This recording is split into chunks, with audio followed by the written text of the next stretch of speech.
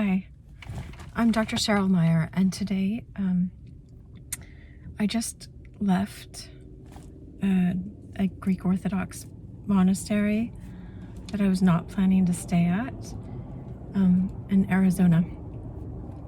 It was an Athonite monastery, and so that's one built after the traditions and with people, monks from Mount Athos, which is this mountain in Greece that many spiritual people make a pilgrimage to go to. And I'd read about it lots. In 2015, I went through this really deep experience in life, and I was looking for answers. So I read monks from and women too, desert fathers and desert mothers, who had gone through traumatic, not traumatic, but they went through deep spiritual experiences. And I was looking for answers. So I found all of these people, and they were from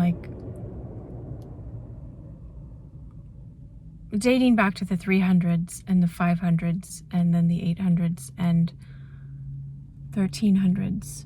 I can't remember when Saint Anthony, a desert father, was there. Let's see. Anyway, there's a riddle. I feel like I'm in the Matrix, so I'll just start with that. What I was gonna teach on today is habits, and how your habits can. First, right now I'm pulled over in Yuma, Arizona, so I looked up Yuma, and it means son of the chief, and it gives me the impression that if you are the son or the daughter of the chief, it's like we're made in the image of the Creator, let's say, and you have free will. Are you the chief in your own life? Are you actually running your life? I don't like to be controlled, and I know I've met lots of people that don't want to be controlled. And I see people in my office as a psychologist who also don't want to be controlled. We don't want to be controlled by our environment around us, or by other people, or by there's other subtle things that control us, like addictions and patterns and fixed beliefs that we have, or I talked about that before, the BS, the belief systems that we have been given. Some of them are really good and can guide us to high things, and some of them are really limiting, that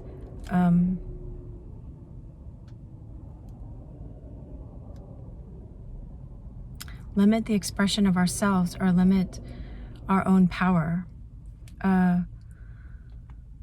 of what we can accomplish and do in our lives. Sorry, I'm paying attention to I'm trying not to get anyone's license plates in my shot here, because I just try to protect people's privacy. I'm like a Jeep pulled up. What do I do? Anyway, all right. So when we have habits that own us, that are telling us what we have to do, and we have to cater to our habits, whatever those habits are,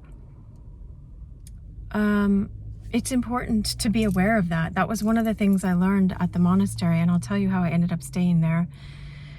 But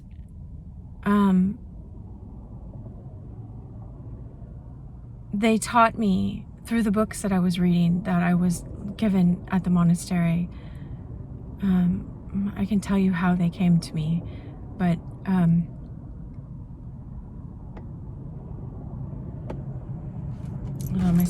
my phone is overheating. All right. Let's see. It's only 117 degrees right here where I'm parked with my windows not down. So if I keep turning more and more red, that's why. Anyway, so the habits. They were talking about in the books that I was reading too, that came to me because this is how I was resonating.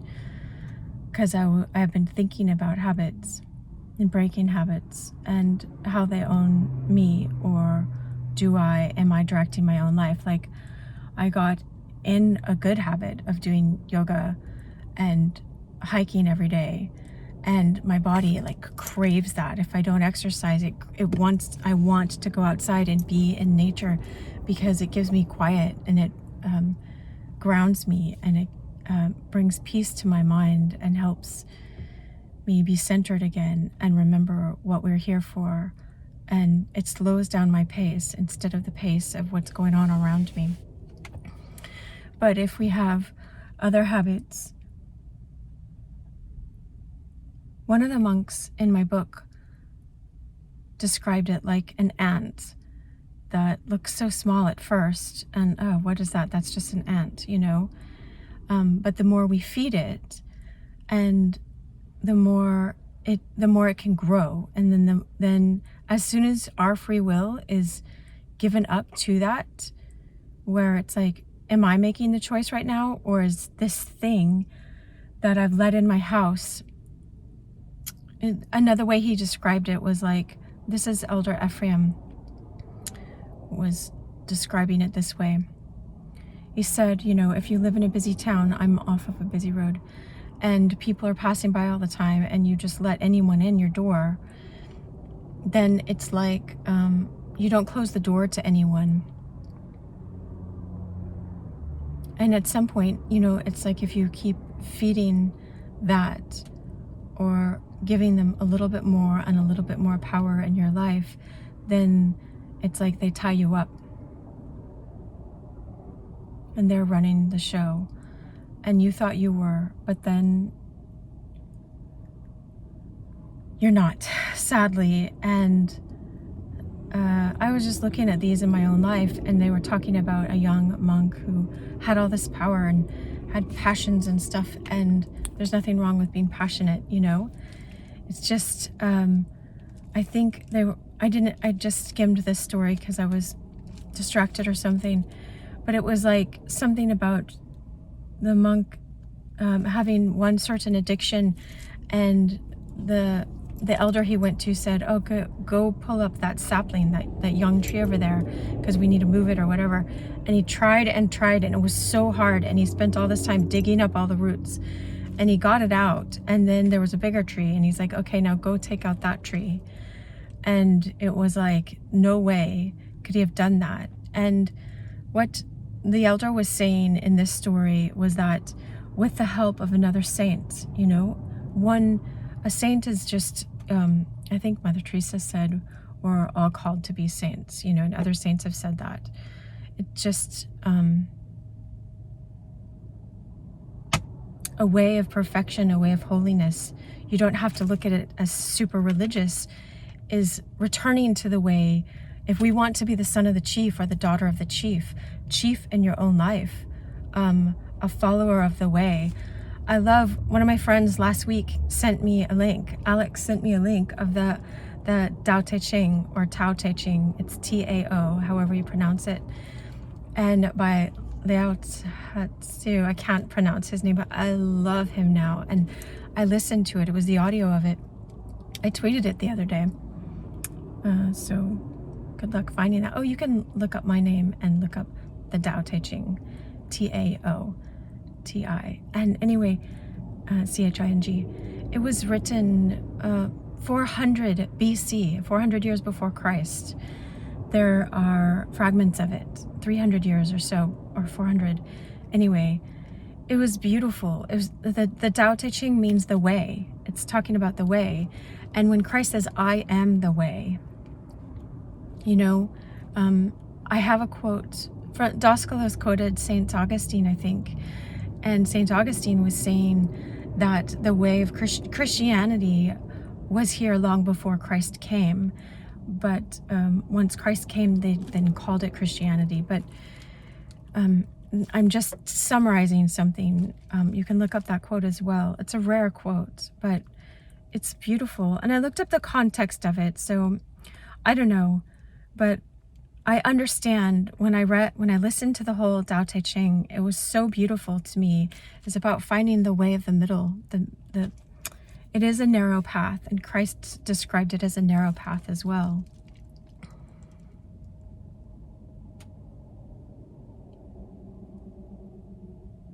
One of the ways, and so going back to a saint that can help you pull up that tree, if you have a habit in your life.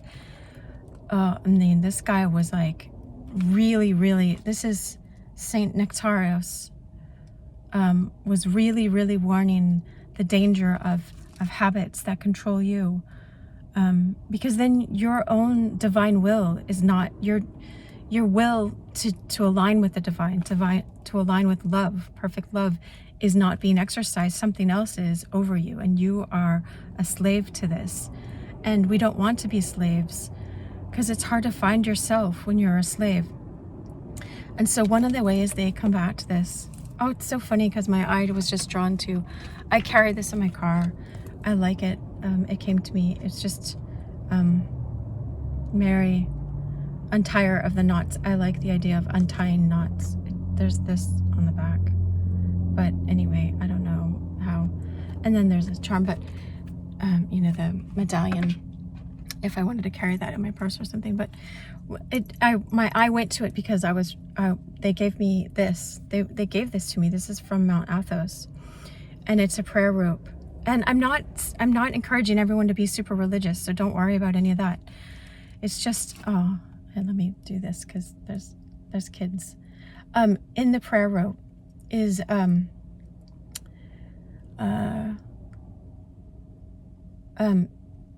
you go to each knot, and there's a short prayer so that you don't forget it.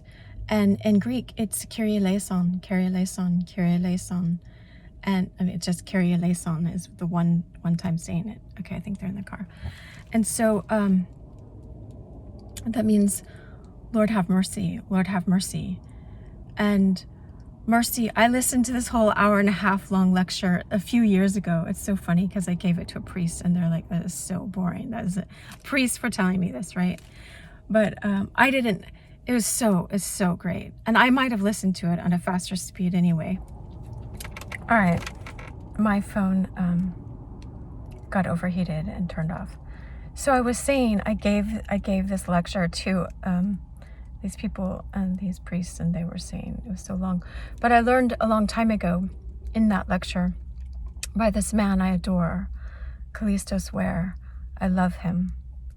He was talking about that prayer, and he was talking about when you say, Lord Jesus Christ, have mercy on me, or mercy is just like healing balm. It's just like loving kindness. It's just like, give us this day our daily bread. It's this super substantial. This is this magical thing that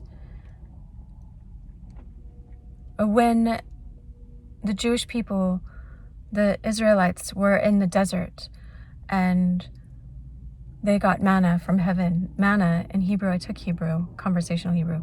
Manna, ma, say. When you say that, you say, what? What is it? Say. Anyway, so manna means what is it? What is it? And so they got this substance from heaven, and it tasted like honey or something, but it's a mysterious substance, and it's what they needed to nourish them. So you will get, and this is maybe why my life is so magical, okay? Because if we create our own reality somehow, and I don't know how, I'm not going to limit reality, but if we do, then I have this idea that when I pray, give us this day our daily bread, that whatever mysterious thing that I need today to guide me on my path, or to help teach you guys, or to help with my clients because I take my job seriously, or to help me in the other areas of my life, that it will show up for me. And so things show up for me in the most magical ways. That's what I was going to tell you. But let me say real quick, this bracelet that they gave me, if you have a habit, and you don't know how you're going to let it stop controlling you. Sometimes it can be habits of thought, and I'm not saying when you have obsessive compulsive disorder, stuff like that, then sometimes there's an old trauma, and when you heal that, then your brain stops obsessing, so I'm not trying to replace one obsession with another obsession, but this helps. For me, when I had a thought come up and I wanted to just not think about it and gently let it go away, withdraw your energy from it, for one. But the monks of old swear by this, so I'm not saying, I give you so many different resources. This is like listen to Bob Marley, read the Tao Te Ching, or listen to that. It teaches you how to balance so much. Walk, exercise, get this in your body, because that uses the right side and the left side of your brain, and it helps heal you. But this is another method, and so you start with one, and you don't have to have a prayer rope or anything, but you say, Lord Jesus Christ, have mercy on me. Lord Jesus Christ, have mercy on me. And you're not just repeating things if there's no meaning to it for you. But if you think of Jesus Christos, or Yeshua is the Hebrew name of Jesus Christos is how you say it in Greek, but Yeshua, I've meditated on this so many times. Christ's name, Yeshua, is Yah is like Jah, Jah help us, Jah. I will see you through. Let me think. In Bob Marley's song, he talks about Jah. And so it's like the name Jah, and it's in the Psalms as well. But it's Shua. It's like God heals us, saves us, washes us clean. When you feel clean and you're back in your own mind and directing your own life and walking aligned with love, you feel saved and washed clean. And there's a lot more to all of that. So I'm just talking in part right now because all of us just know in part. But I love the name Yeshua, Jesus, even if you just think of it in general as the Creator saves, or when you align with the Creator, you become closer to your divine self.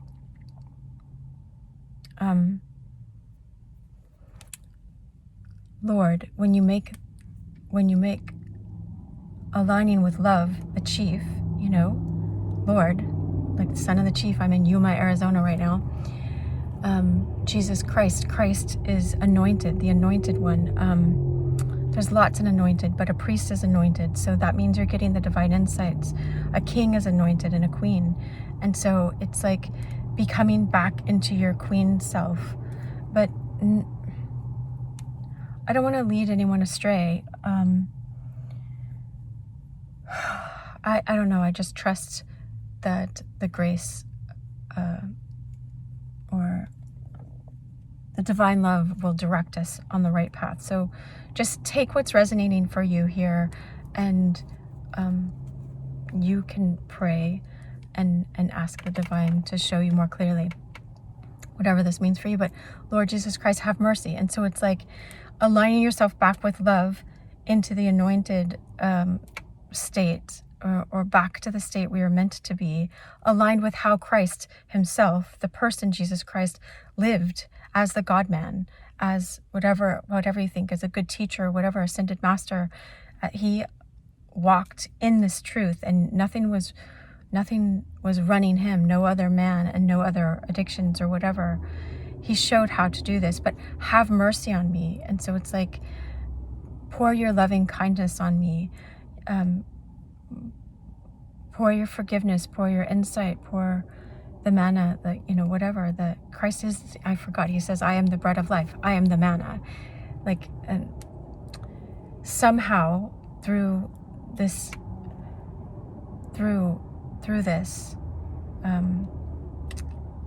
the love will come to you in a new way. It can come to you in a new way.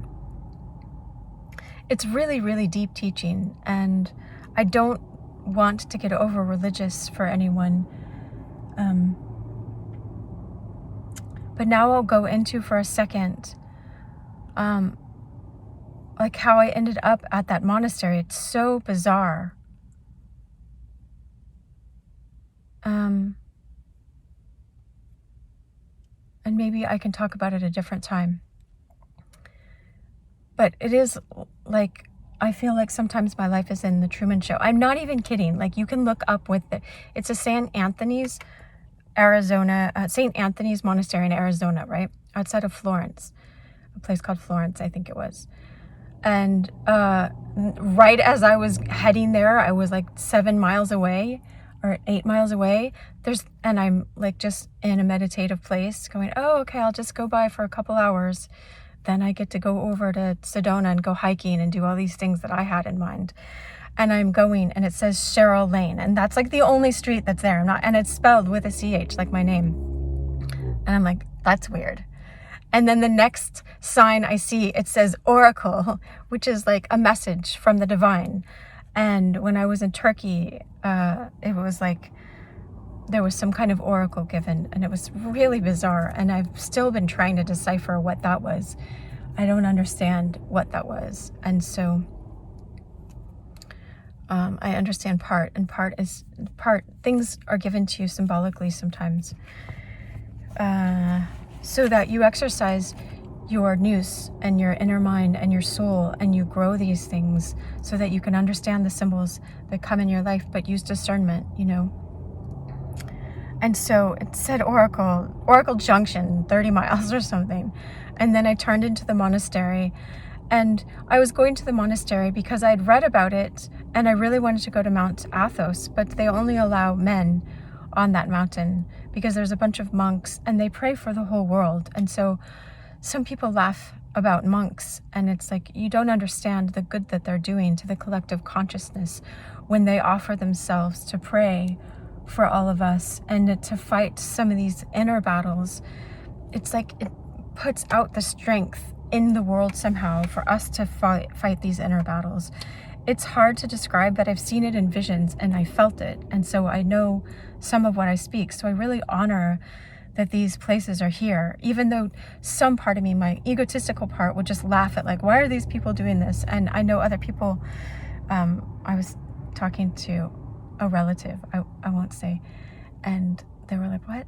They're just wasting their life. Why are they doing this? It's mean of them to do this instead of live in the world. Or I don't know what it was, but I understand your egotism can come up with all sorts of things. And believe me, when I went here, I wanted to laugh. Like, I had to wear, let me see, my phone's about to go again, a scarf over my head. I took one picture, I think, of myself while I was there. And, a scarf over my head. And I had to, it had no makeup because, well, one, I kept crying my eyes out, like crying. I can tell you why if I get to that. And not lipstick, because you kiss the icons and people do and stuff. And I mean, people that are Greek Orthodox do. And they don't want lipstick all over because it's hard to clean off. And so, and I'm wearing a skirt. I had to wear a skirt to my ankles and socks and shoes. I was so hot. It's 113 now, not 117. It was on the freeway. That's what I was saying it was. Anyway, so, there are things that you can laugh about when you're there. Like, why do we have to do this? Why are they doing this? But I felt it different when I was in the middle of it. When I ended up staying for 3 days, I felt what a difference it made not to have makeup and not to be worried about any like genders or anything. Just and they would wake up at 1 a.m. I set my alarm for 1:15. If you stayed there, they expected you to join them. And so we prayed from like 1:30, standing up. They stand up the whole time until 5 a.m. on Saturday night, which is their Sunday mass. I don't know what they call it. But it was so beautiful. The monks were chanting, and I did that 2 different nights, last night as well, because today's Monday. And it's a discipline. And even if someone is not religious and they did this discipline and got up and quieted their hearts from 1 until 4 in the morning, standing up the whole time. I think we sat down like half an hour. There were these folding chairs that you can sit down on. But like your legs are sore and you're just listening to chanting. They're chanting in Greek. So I took ancient Greek for 2 years, but I didn't learn how to speak it. So I understood like a few words. But so I was just in meditation a lot of the time and praying for people I care about and praying for my own life and stuff like that. But just the discipline of that teaches you so much about yourself and about the world and about how our life is ordered around other things like watching TV and stuff like that, or whatever we do, or thinking thoughts about stuff that owns us, our habits, and our passions that have taken over us instead of us directing our passions. Anyway, I was there because I'd read about it and I couldn't go to Mount Athos, and I really wanted to because there are monks there. What they say, once your soul is purified, you have clear vision. And so you guys don't have to believe this, but it's like they can see thoughts. And I know met someone who really could do that, and I've listened to the lectures from that person who could do that. And it's really, really interesting to listen to the lectures, but maybe we talk about that some other time. It's very out there for some people, so I don't want to freak you out. But so I really wanted to go to Mount Athos because I had deep burning questions in my heart, and I wanted people that could see really, really clearly. But they don't let women. And so I heard that they made a monastery in Arizona from the Athenites. The monks from Mount Athos came here, and I really wanted to go. And then when I was on the island of Patmos last June, I met this nun, a woman, I don't know, it's a Greek Orthodox woman. I don't know if she's a nun or what it's called. But I picked up this book because on the cover of the book it said metanoia, and I love that word in Greek. It means metamorphosis, like this, the butterfly, a change of your nous from one that's controlled by all these outer passions to one that is directed. And blessed are the pure of heart, they shall see God. One that's connected to love. Don't get freaked out by all the religious stuff, but I loved the word metanoia. It's a deep change of. It's so funny, a truck just went by and there was a truck on the road right before I pulled off here. This is another thing, and it said Spirit Trucks or something. And then I got to I took a picture of it, like, don't tell anyone. Anyway, but it was like, it is like led by the spirit of San Juan, and San Juan is Saint John, and Saint John the Beloved is one of the ones that teaches the mystic way of Christ. And I love Saint John. Anyway, so I was like, that's hilarious. Anyway, hopefully I can put that picture in. But so I was looking at this pamphlet and it said metanoia, and I was like, oh, I love that, because it's a metamorphosis of your nous into this pure thing, like, taking off all the dross and making it pure silver or pure gold, and like the pure soul, how we're meant to be, I love it, like shining like the sun. Look, I have this sun earrings that I got about a month ago when I was with my friend Holly. Okay, when I was with my friend Holly, I got this. Sorry, my phone interrupted me. I was trying to swipe away a notification. One of my friend's birthdays is tomorrow, and it was telling me because it's tomorrow in about an hour where they live. And so, happy birthday. I wish you love. So, oh, that's funny. I'm talking about the sun at the same time. So, I got this, and I've been wearing them for like 3 weeks because I love the sunrise. And it's so funny because I took a picture of the Arizona state flag or state symbol is the Sunshine State, and it looks just like this. Anyway, so I had this pamphlet, and the woman came over, and I was opening it, and I was like, oh, I've heard of this. She's like, what? Where are you located? And inside was talking about this monastery that I just left. This was a year ago inside this pamphlet at Patmos in Greece. You know, this is like a 6-hour, 7-hour ferry away from Athens. That's how far away Patmos is. It's an island where St. John, or who I love so much, got the download, I say, of the book of Revelation in this cave that you can visit. So I got to go a week-long mystic class while I was there. So I study these things intensively and extensively. They're just a deep part of my path. And so I give to you whatever I know as a psychologist, as a person, as Cheryl, as a musician now, as a singer, as a friend of Elliot, for one, and as a mystic in my own way, an intuitive person who I honor my intuition and follow it. And anyway, she's like, I want to go so bad. If you go, please go for me and light a candle for me. So I had it in my intention that I told her, basically. I don't know if I told her, because I try to make no promises, because I never want to make a promise that I don't keep if I can help it. And so I made an intention to go, and if I did go, definitely to light a candle for her.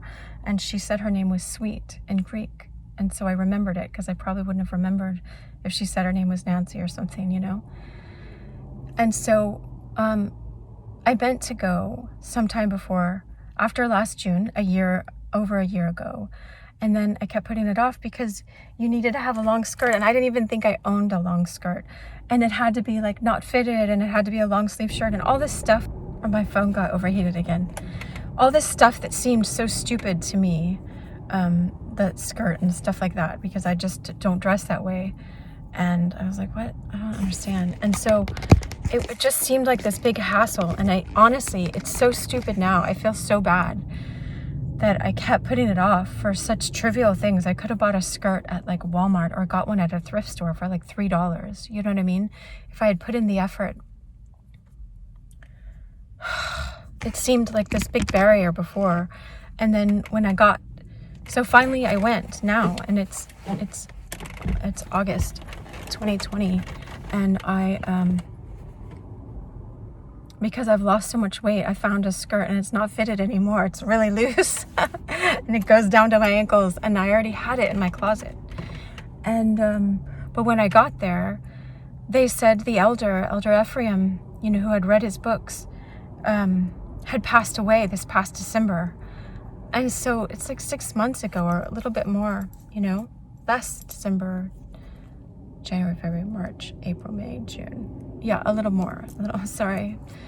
I couldn't think of it. When I was there, I started bawling my eyes out. I was so sad. I was like, why didn't I go in November when I got back from somewhere else? I could have gone, or any time I could have gone ever since last June. It was a 6-hour drive away, and I had to leave, and my family and stuff, and it just never seemed like convenient or whatever. But finally I had the time. Maybe this was the right time. I don't want to beat myself up, but I went to this man's grave because he's buried there now, and I took a picture of it. Maybe I can add it. And I prayed there and cried my eyes out because I was so sad he wasn't there, because he was from Mount Athos. I could have met a monk from Mount Athos. I really wanted to. And a lot of people dear to me have just been dying, you know, like Elliot died, and he spoke deep to my soul. My friend, the musician, Elliot Smith, and other people. This woman, the first person that died was this woman that really changed my life. Her name was Rose, and we called her Roro. But I found out she died after her death as well. And at around Christmas time, I heard about her death. But I just cried like for days, because that was the first real death in my life.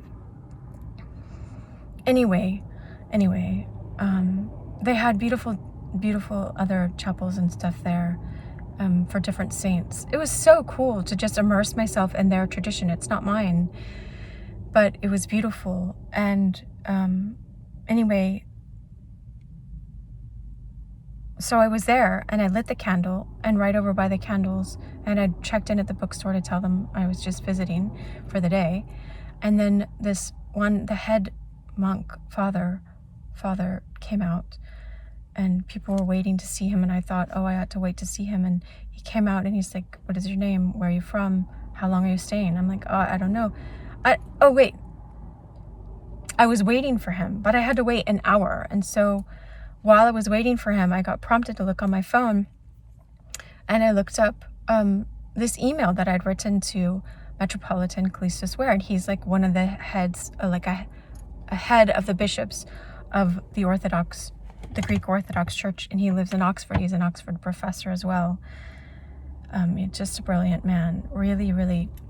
He's the one that did he teases that they're boring, like the boring lecture that I loved so much on the Jesus prayer. You know, you can find it on YouTube. I think that's where I found it. I'm not sure. Maybe I just found it on the internet, but I had written him and begged him to answer me because I had some deep questions about going to the island of Patmos before I went. And then I told him I went and told him I met the nun, said about the monastery, and he's like, you ought to go. And he wrote me this a year ago in July, or whenever I wrote him after I got back from Patmos. He's like, yes, if you go, I've heard great things about it. Not like I ought to, but if you go, you ought to think about staying for a few days. And I only saw that while I was at this monastery because I was reminded of Callistus Ware, because he's Orthodox and these people are Orthodox. And I thought to look up his email. And so I thought, oh, great. I guess I'm not going to Sedona to go hiking and like playing. I'll just stay here a couple days and immerse myself in what they do and learn from it and be one with it and cherish the gifts that are given to me through the vehicle of these people's serious faith. And they took me in as one of their own because their own keeps showing up in my life. All these Orthodox saints, if you want to differentiate. I don't like differentiating any of it. I feel like we're all called to a life of truth and love and whatever real holiness means, wholeness. Anyway, so I ended up staying, and something happened with that father. I won't go into it, but it taught me a deep lesson. It made me cry a lot because I got to experience an experience that I keep creating for myself. But everything was brought back, and I was brought back into love and into being welcomed and accepted all in like a couple days. And so it's hard to describe all of it, but it's so magical how these things happen. And I just wanted to share with you, and hopefully you learned from the habit thing of not letting a habit form so much that it becomes this big tree that you want to withdraw your energy from the habits.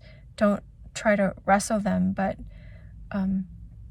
get help if you need, or pray, or all of the above, or whatever. I wish you so much love. Sincerely. Bye.